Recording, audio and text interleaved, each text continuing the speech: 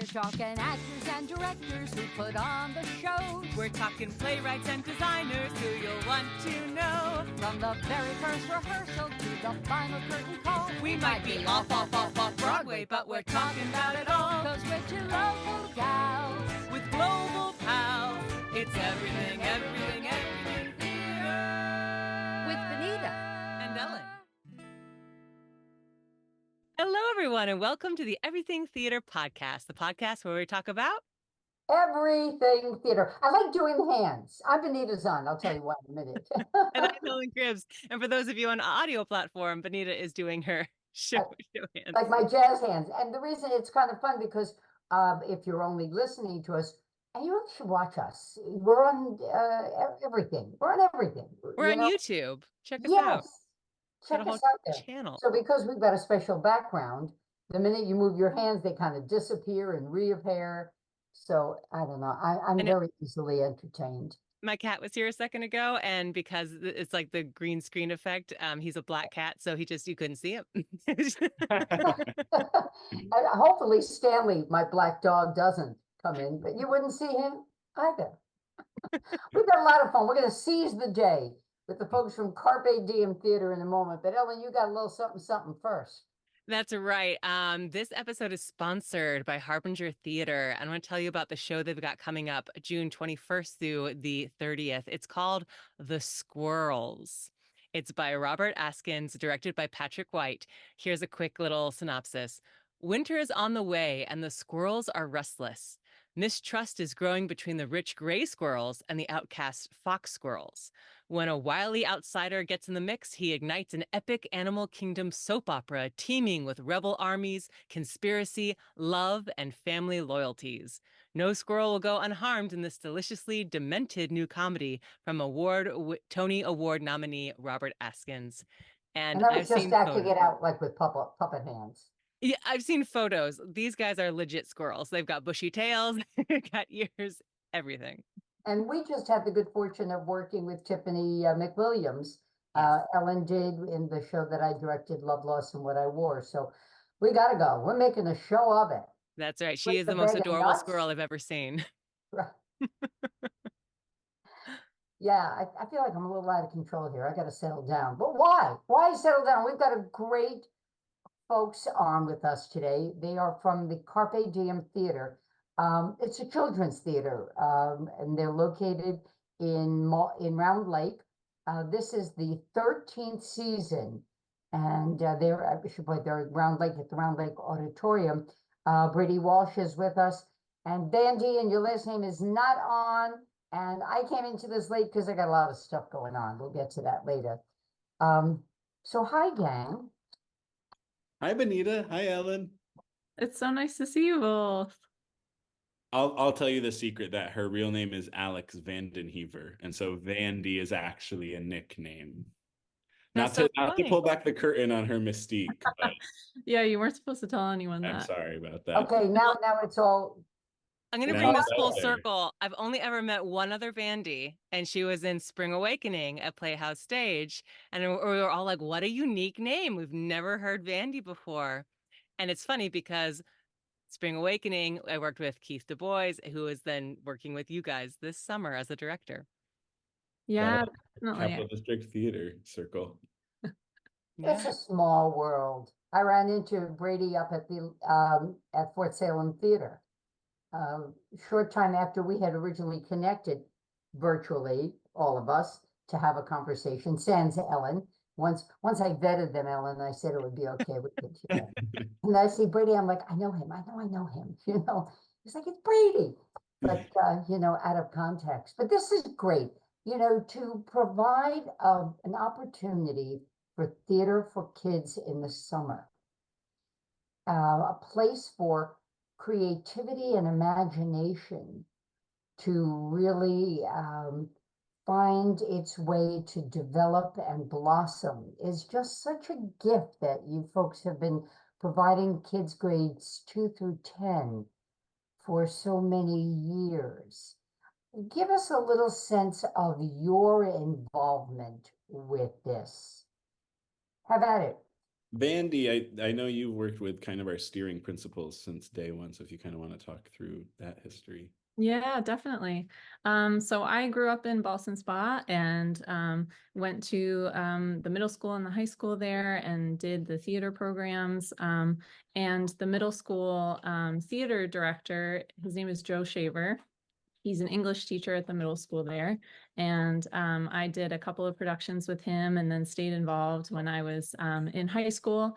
And once I graduated from high school, he approached me and my friend, Heather Furlow, and asked us to help him start a theater summer camp. He had spent, I think, maybe 10 of his own summers being a camp counselor, and really loved the experience and wanted to combine his love for theater with the camp experience. So he asked us if we would be counselors and help find others to help make this happen with us. And that's how we ended up bringing in Brady as well. And Brady, I don't know if you want to give it. Yeah, that was back in 2011, and I was a student at the Crane School of Music, a freshman in college at SUNY Potsdam. And Heather Furlow had come up for a school visit, and we knew each other through a mutual voice student in the area. And I gave her a tour, and on the way home, she texted me, "Thank you." We had swapped numbers, and she did end up going there as well.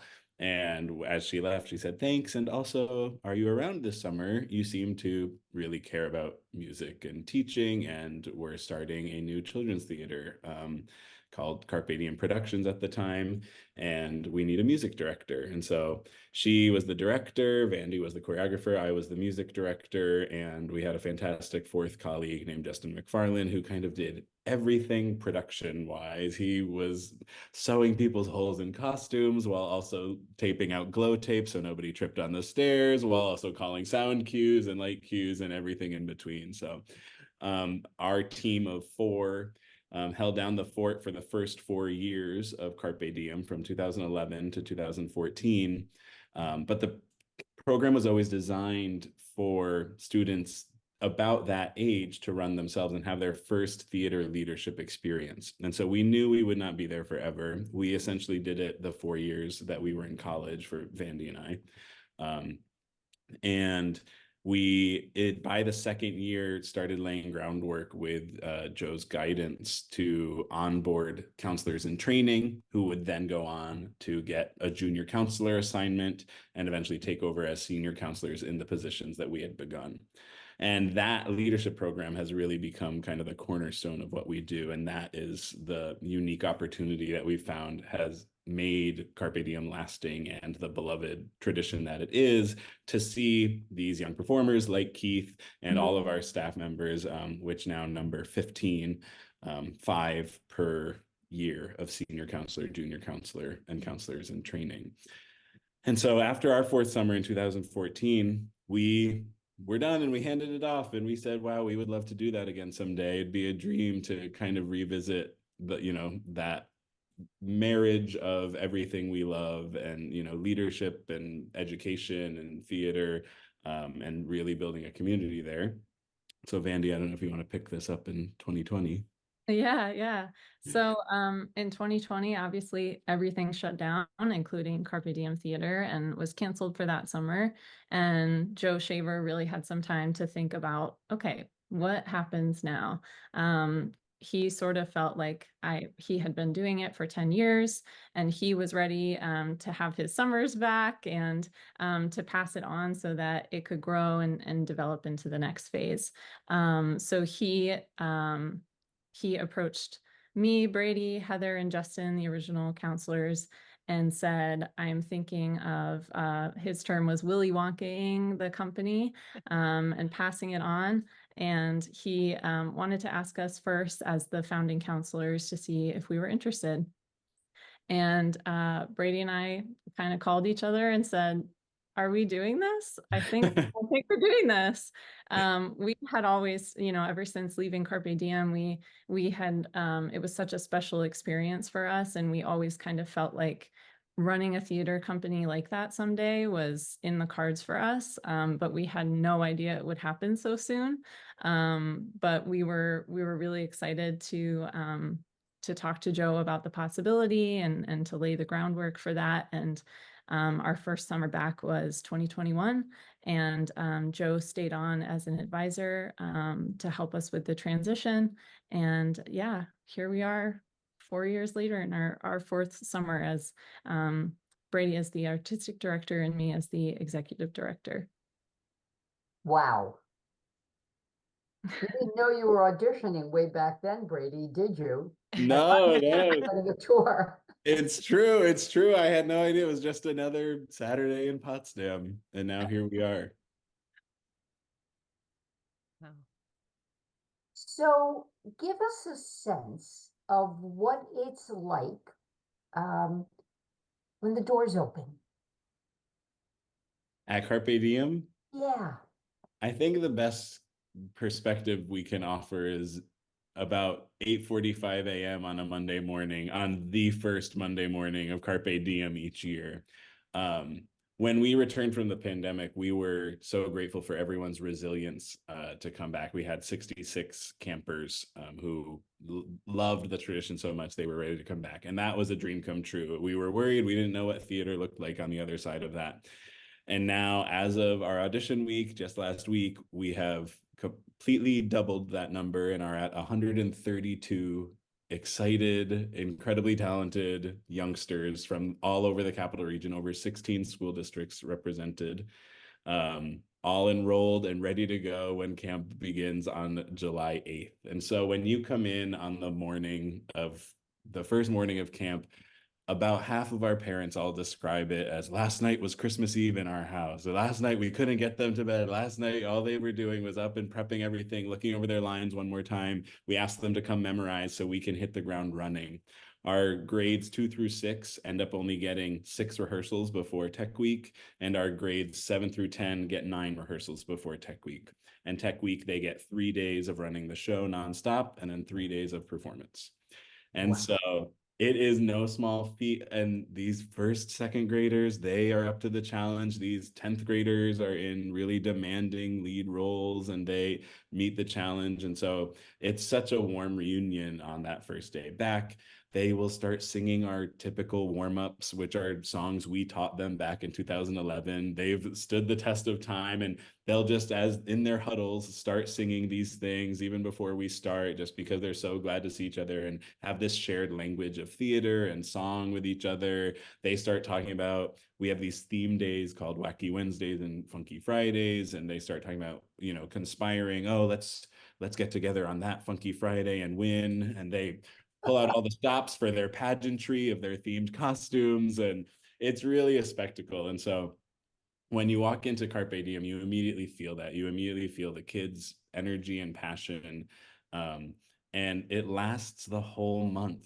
We really pride ourselves on the tone of the camp and the family feel between everyone and the love that is able to be cultivated in that space. It's unique to the space and also unique to the program being taught by kids for kids, and that there's a level of trust there that we could never otherwise achieve. And so they do feel vulnerable and they do really hard work and they do push themselves as performers, but also as people, and they start learning about themselves. And we've seen kids who we loved, as second graders 10 years ago, turn into these guiding beacons for now their campers. And the last day of camp is always a tearjerker, and you'd think they aren't going to see each other at school when school starts in 6 weeks, which isn't the case for everybody, but it really is just such a special frozen moment. It feels like that month is infinite, and then it was all a dream come the end of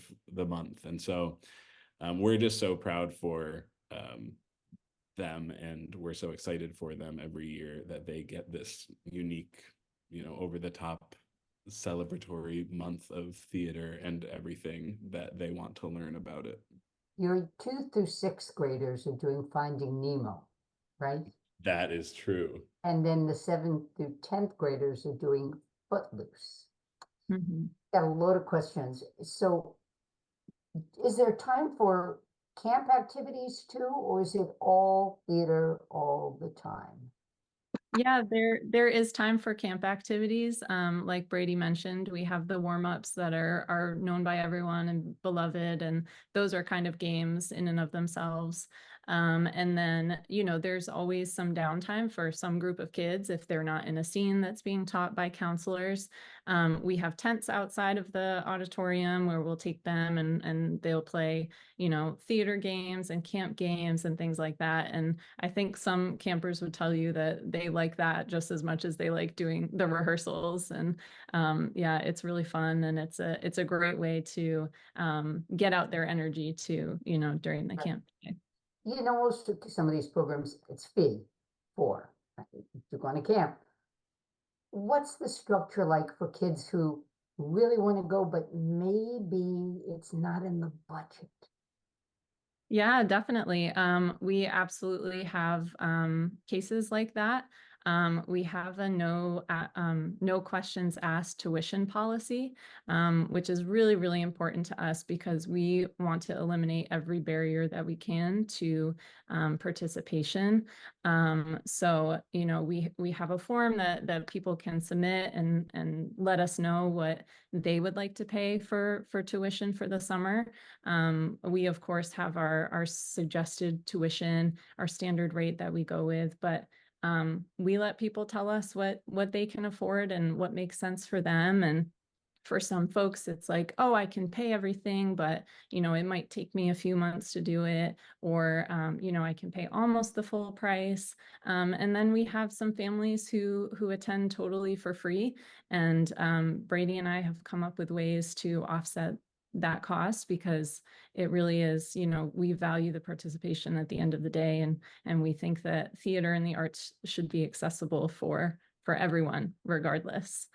So we never ever want that to be a barrier. Wow. Can you speak a little more about the progression of, second grader comes in, starts the program, goes through several years, come back, and then, wants to evolve into the director or the counselor? How does that mentorship work? Yeah, absolutely. We've thought a lot about that, and how do we make this theater more than just about the loudest singer, the flashiest dancer, the most exciting actor? How do we make it about the arts industry? How do we make it about being a good colleague? How do we make it about being a good collaborator? And start that really young. And so we've started a variety of different teaching opportunities since coming back from the pandemic. We've always had two main stage shows, but since Vandy and I stepped into leadership in 2021, we started bringing back alumni to do alumni-led workshops during the camp day. That is a huge favorite to see directly from someone who grew up in Carpe Diem, what they now do, how it is, parallel or not to the arts industry, and what they learned over their years, and to start sparking inquiry and curiosity amongst the little ones. We also began a teaching series called Realizations on and Off the Stage, which we lovingly called Roots. And we bring in professional teaching artists and Broadway performers, touring artists to the Round Lake Auditorium. We put them up and offer a teaching stipend and make the program itself completely free and open to the public. Any age, no admission, just sign up online, and you can come hear from them firsthand. And what's unique about those sessions is they demonstrate their primary disciplines. We have songwriters, we have actors, we have singers, and they demonstrate that and talk about their process a little bit. But we also make sure that they talk a lot about their humanity and how they're able to sustain a career in the arts and how they got to where they are, to demystify a lot of the process. And then, of course, they give all of our students then the opportunity to demonstrate the discipline. And we are amazed every year at the way these kids are able to write songs. That we've had a songwriting session every year since we've been back. And I think our youngest songwriter was 8 last summer and wrote a beautiful song, and we were jaws on the floor.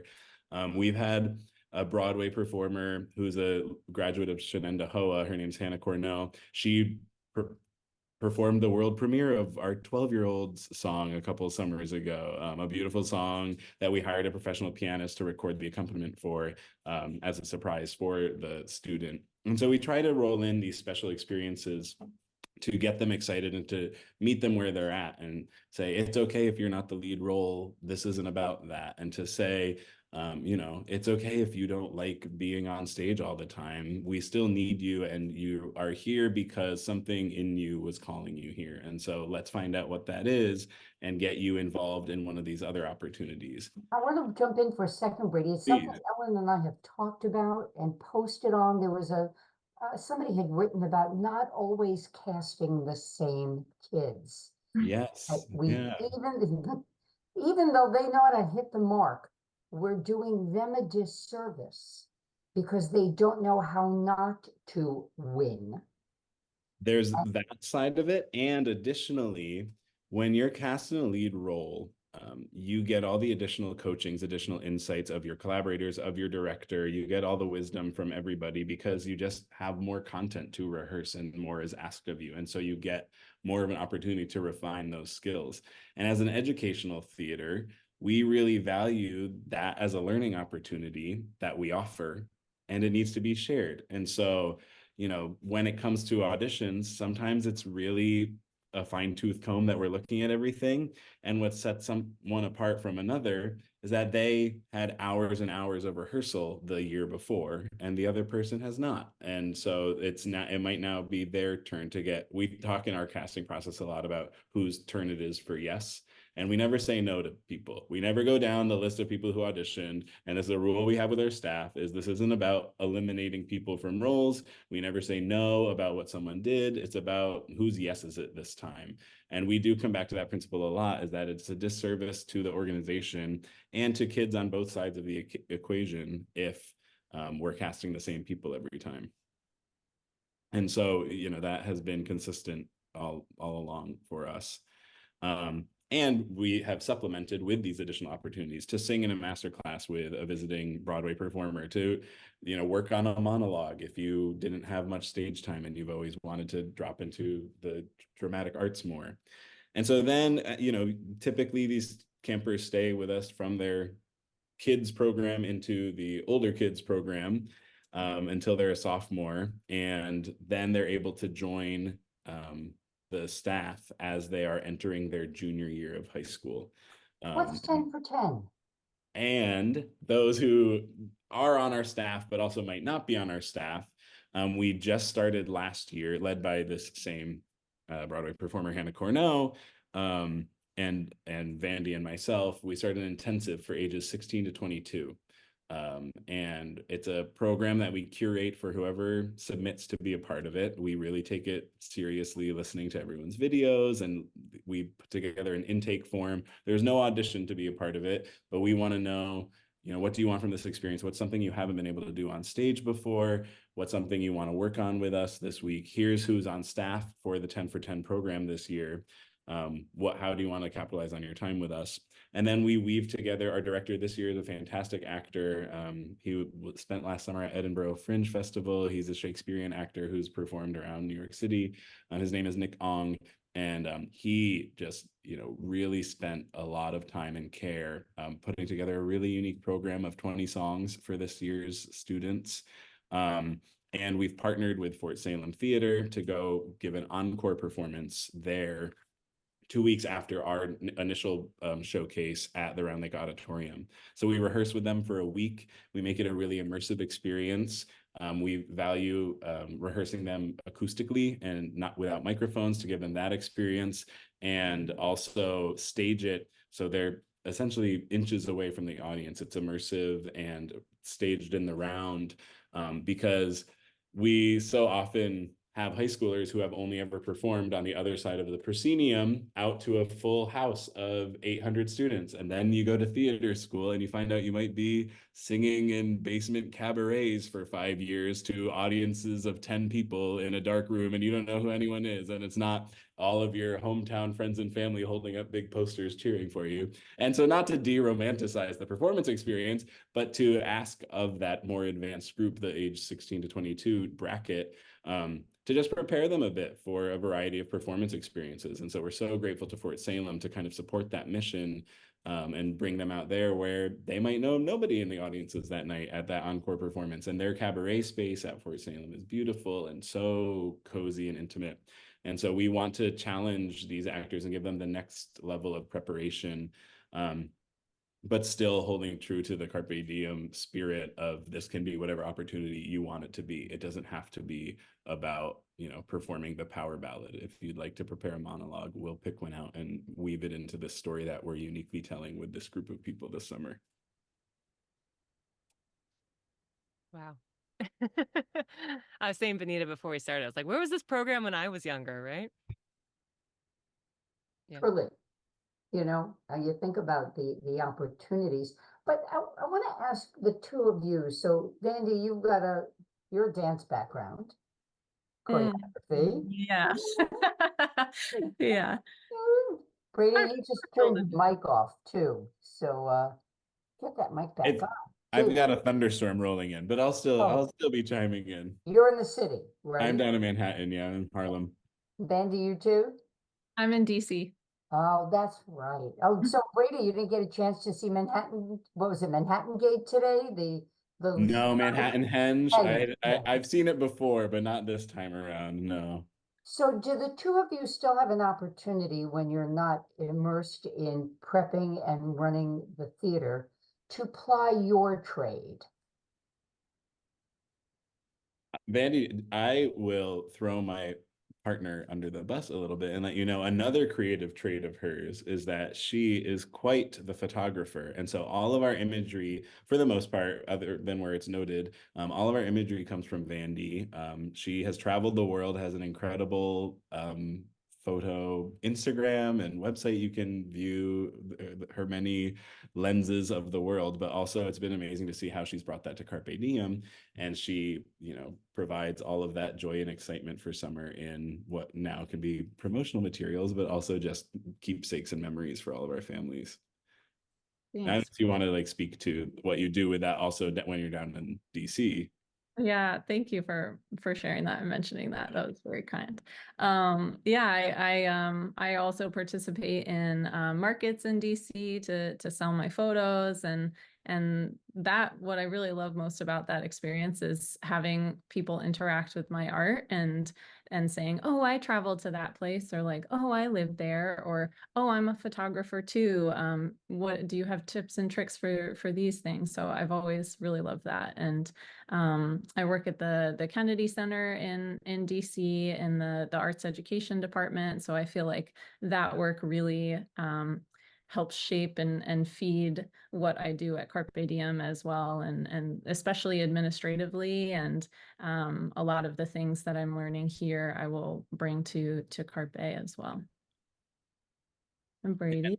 Yeah, and I trained as a singer, and so when I do find the opportunity, it's typically it's taken the form of a private voice studio, which I just started this last fall. And so I have 10 students. I meet with a handful of them weekly over Zoom, and then I meet with all of them once monthly in Ballston Spa, and we do a group studio class to develop some critical listening skills and build that collaborative experience, and have them learn to give feedback in a collaborative manner, and also get performance practice with a live pianist. I partner with Kristen McCabe, a wonderful pianist in the Burnt Hills School District, who has a private piano studio, and she's been involved with Carpe Diem with her family the last couple of summers, and so we started that.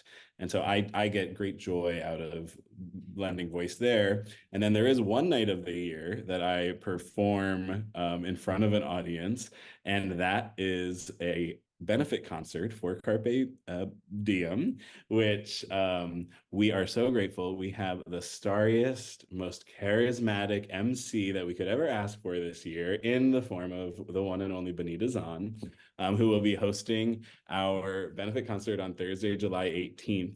That the fundraising efforts from that night sort of single-handedly provide for this tuition policy that we have, that we're able to pay what you will. And the concert itself is on a sliding scale so that everyone can attend, because we have some exciting theater celebs lined up as guest artists for this summer, but we've not yet announced that. So by the time this airs, you can go on our Instagram and you'll see who we have lined up, but we've not yet formally announced that. And then we have performers from each of our programs, the camp kids, our 10 for 10 kids, some of our roots performers. And then I slide a number in there too, just to kind of show my gratitude. And it's kind of my little ritual that I like to do at Carpe Diem once annually to say thanks to the community and engage with the arts. And we do one huge group number at the end with all of our 100 kids and the guest artist. And that's kind of a big finale where 525. exactly. And so I tend to conduct that while Vandy's snapping photos, and that feels like a full family effort and all hands on deck. So Benita, we might have to teach you the group number. No one gets to sit out the group number. So I we'll would see. be honored to learn Excellent. it. Excellent. We'll talk I about would it. be I didn't mean to put you on the thrilled if spot I while the wasn't. camera's rolling, but What's that? I didn't mean to put you on the spot while the camera's rolling, but Dude, not possible. I'm sure you've seen it all. Yeah, you know what my last life was. Yeah, of course. So, but that's great. This is shaping up. I'm sure will be a wonderful summer. The beauty is you're a house that has a roof. Yes. So there may be thunder, but the show goes on despite the weather. We had a horrible thunderstorm the night of our benefit concert last year. It was mostly dry, but the winds were horrible, which gave lots of people trouble getting in the door from the parking lot. And then on our last night of the season of our closing performances, we had an absolute monsoon between our matinee and the evening performance. Last year, we had the bright idea to put all of our boys out under one of the tents for their changing area. And so the floor of their changing area was completely flooded and washed out. We had the second through fourth grade boys sprinting back and forth. Vandy would kind of give them a mission and a directive to okay, now grab these boxes, and they'd aye, aye, and off they went to get everything. And so we made lemonade out of lemons, but it was ironic to happen in the last 10 hours of the season. So Carpe Diem opens for business on July 8th, wraps up August 2nd. The fundraiser that you have to be at. This can be the place. exactly. July 18th, check out the website to be able to buy tickets. Tickets go on sale June 15th. So that will be, by the time this airs again, we will be all on sale for any of our events as early as our July 5th 10 for 10 through to our final performance on August 3rd. So a full month of performances to catch. Wow. Ellen, I don't think we have time for close-up. I know it was too much to talk about. We'll have to get them on. We're long-winded. Well, maybe they can just give us a super quick why you guys do theater. What's your elevator pitch for why theater is important? Oh man, I guess I would say whenever I'm asked this, it always comes down to the sort of, I don't use this word, it's a big word, but I don't use it lightly, the revolutionary potential of theater. I really think that it opens doors for people and for kids especially to see things in a new way and to recognize that they have the power to make the world what they want it to be. I mean, that goes for the arts in general, but I feel like specifically theater, that's my why for why I do it and why I want to keep teaching theater. I think my why boils down to that theater taught me to love myself better and then love others better because of it. And so I always come back to that power of theater to explore humanity in every way imaginable, and then to embrace your own when you leave the theater at the end. Amen. Perfect wrap up. Brady, Vandy, Carpe Diem Theater, get yourself a ticket, go enjoy the delight of it this summer at the Round Lake Auditorium. Thank you so much. Thank you. We'll see you soon. Yeah, we can't wait to see you there. Thank you so much. And for all our listeners, just a quick reminder for our sponsors to go check out Harbinger's production of The Squirrels, opening the 21st of June, running until the 30th with a free preview on June 20th. It's going to be wonderful. Tickets can be found on Eventbrite. And that's it for us. And Ellen, show up the t-shirt. Oh, yes, I am wearing my Love Lost and What I Wore t-shirt. Just saying. Just saying. Thanks, everybody, for joining us. I'm Benita Zahn. I'm Ellen Cribbs. We'll catch you next time.